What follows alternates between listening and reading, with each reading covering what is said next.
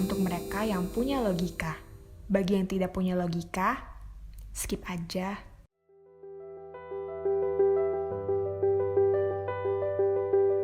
Petinggi Partai Keadilan Sejahtera PKS menyebarkan tuduhan bohong tentang Universitas Indonesia. PKS menuduh di UI para mahasiswa baru diajari nilai-nilai barat tentang free sex. PKS menuduh bahwa di UI para mahasiswa baru diajari bahwa melakukan hubungan seks suka sama suka tanpa kekerasan adalah sesuatu yang sehat dan sah. Ini tentu saja ngawur. Dan kengawuran ini saya rasa lahir dari rasa frustrasi PKS yang sekarang kehilangan kekuasaan untuk mencuci otak para mahasiswa di UI untuk menjadi kader-kader loyal Partai Islam tersebut. Tuduhan bahwa UI mengajarkan seks bebas ini pertama-tama datang dari Al-Muzammil Yusuf, pimpinan fraksi PKS di MPR. Dalam video yang beredar viral, Muzammil menuduh UI mengajarkan pendidikan konsensual seks bagi para mahasiswa baru. Menurutnya, UI mengajarkan bahwa konsensual seks, yaitu seks antara mahasiswa dan mahasiswi yang dilakukan dengan persetujuan, dengan kesadaran, dan tanpa kekerasan adalah seks yang sehat dan sah. Pendidikan konsensual seks, seks dengan persetujuan antara mahasiswa-mahasiswi, seks yang dianggap tanpa kekerasan, yaitu konsensual seks dengan persetujuan, dengan kesadaran, dianggap itu seks yang sehat, yang sah. Dengan konsep konsensual seks barat, maka itu bukan kekerasan. Saya kira ini sangat tidak patut untuk dikembangkan, diajarkan kepada mahasiswa kita dimanapun berada di Indonesia ini. Nilai keagamaan kita dan nilai kultural kita jauh dari free sex yang seperti di barat. Sekali lagi, Rektorat UI harus memperjelas hal ini, apakah ini termasuk yang dicabut atau tidak. Saya kira tidak patut sosialisasi hal ini kepada anak didik kita, calon pemimpin bangsa kita ke depan. Pernyataan Muzammil ini kemudian didukung oleh tokoh PKS lainnya, Didin Hafidudin, yang menyatakan bila apa yang disampaikan itu benar, UI merusak moral mahasiswanya. Didin juga mengingatkan agar institusi pendidikan tidak mengajarkan seks bebas. Seperti saya katakan, itu semua adalah tuduhan ngawur, fitnah. Dengan menggunakan akal sehat saja, kita semua sudah bisa menduga bahwa tidak mungkinlah UI mengajarkan seks bebas. Apa yang diprotes Muzammil sebenarnya adalah sebuah presentasi dalam kelas virtual kepada para mahasiswa baru terkait pencegahan tindak kekerasan seks. Materi ini diberikan mengingat tingginya tingkat kekerasan seks di Indonesia, termasuk di kampus-kampus. Saya memiliki materi presentasi yang dipersoalkan tersebut. Di situ digambarkan bahwa 1 dari 3 perempuan di Indonesia pernah mengalami kekerasan seks. Juga dikutip data yang menunjukkan bahwa terdapat 174 kasus kekerasan seks di 79 perguruan tinggi di 29 kabupaten kota di Indonesia. Di UI sendiri tercatat 39 kasus kekerasan seks yang dilaporkan ke pusat pengaduan. Dalam kaitan itulah kemudian disajikan definisi tentang kekerasan seks. Singkatnya, yang disebut sebagai kekerasan seks adalah kalau itu melibatkan aktivitas seks yang menyerang, yang memaksa, yang tidak diinginkan oleh orang yang menjadi korban. Termasuk di dalamnya adalah pelecehan seks, intimidasi seks, percobaan perkosaan, dan perkosaan itu sendiri. Presentasi itu kemudian menjelaskan apa kondisi-kondisi yang menyebabkan seseorang menjadi korban kekerasan seks. Bagaimana mencegah terjadinya kekerasan seks.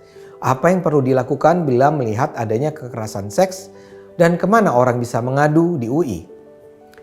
Sekarang kita kembali ke pernyataan Muzammil. Presentasi itu sama sekali tidak bicara soal seks dengan persetujuan antara mahasiswa dan mahasiswi. Lebih jauh lagi, presentasi itu sama sekali tidak menyatakan bahwa hubungan seks dengan persetujuan antara mahasiswa dan mahasiswi adalah seks yang sehat dan sah. Presentasi itu memusatkan perhatian pada ancaman kekerasan seks.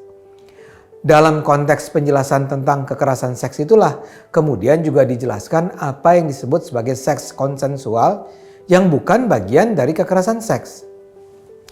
Tapi tidak ada satupun bagian dari presentasi yang mengatakan seks konsensual adalah sah dan wajar.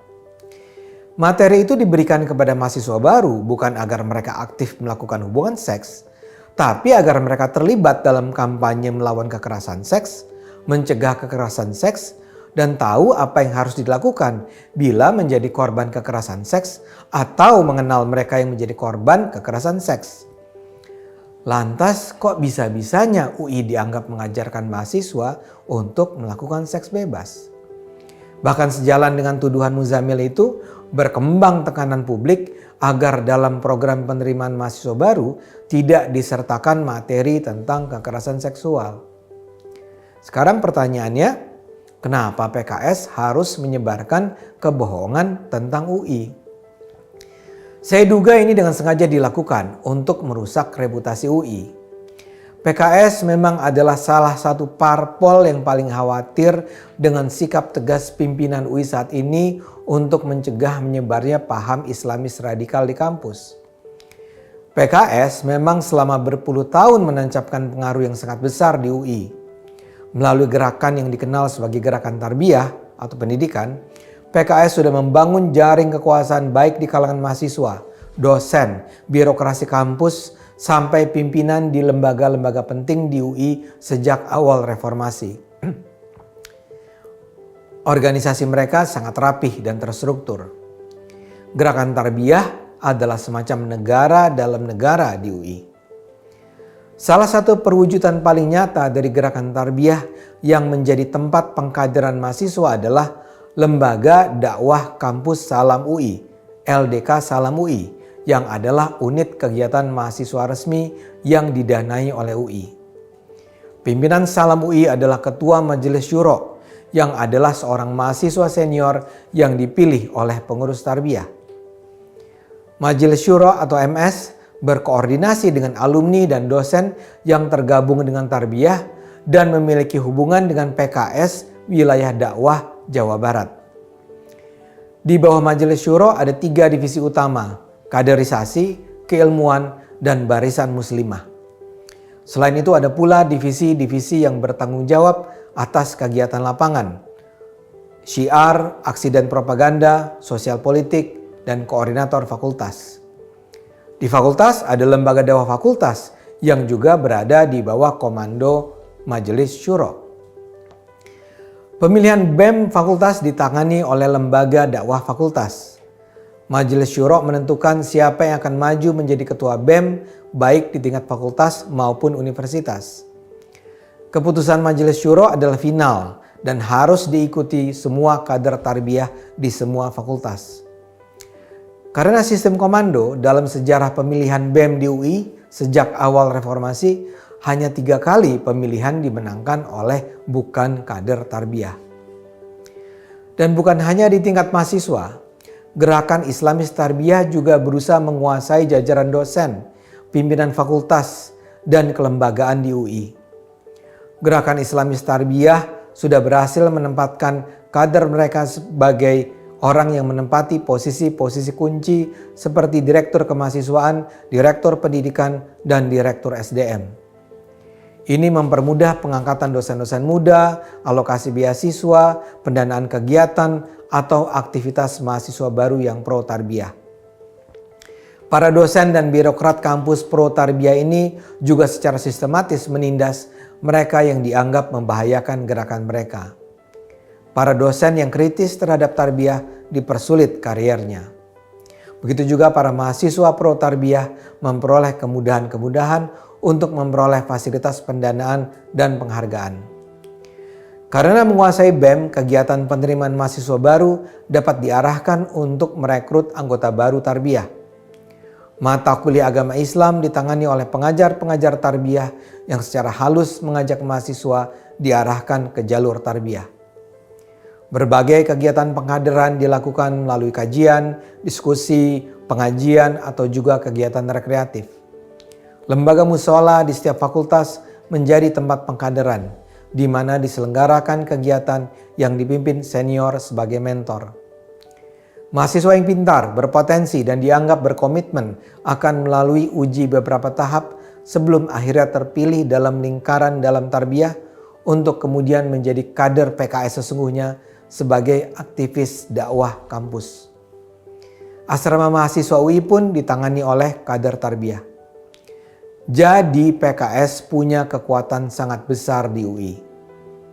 Tapi ini semua sekarang berantakan gara-gara pemerintah menjalankan langkah deradikalisasi kampus. Yang dipilih menjadi pimpinan di perguruan-perguruan tinggi negeri adalah mereka yang dianggap bukan hanya handal, tapi juga berkomitmen untuk membangun kampus yang membela NKRI dan Pancasila. Di UI saat ini yang menjadi rektor adalah Profesor Ari Kunchoro dari Fakultas Ekonomi dan Bisnis. Sejak terpilih tahun lalu, Ari sudah melakukan langkah-langkah penataan kembali UI sehingga perlahan-lahan UI bisa dibersihkan dari cengkeraman PKS. Perlahan-lahan posisi strategis tidak lagi dikuasai Tarbiyah. Begitu juga kegiatan-kegiatan yang berbau islamisasi diawasi dan dikendalikan secara lebih ketat. Dan salah satu yang terpenting adalah mengambil alih kegiatan penerimaan mahasiswa baru dari BEM yang dikuasai para kader PKS ke tangan universitas dan fakultas. Ini jelas menghantam keras PKS. Kegiatan penerimaan mahasiswa baru yang diikuti dengan mentoring oleh para senior yang selama ini menjadi arena paling efektif untuk melakukan kaderisasi tiba-tiba saja dipotong. Karena itulah PKS meradang. Mereka secara militan menyerang pimpinan Universitas Indonesia. Itu mereka lakukan untuk menjatuhkan kredibilitas dan legitimasi pimpinan universitas. Mereka ingin sekali menunjukkan pada publik bahwa pimpinan UI adalah kaum liberal yang akan menghancurkan Islam.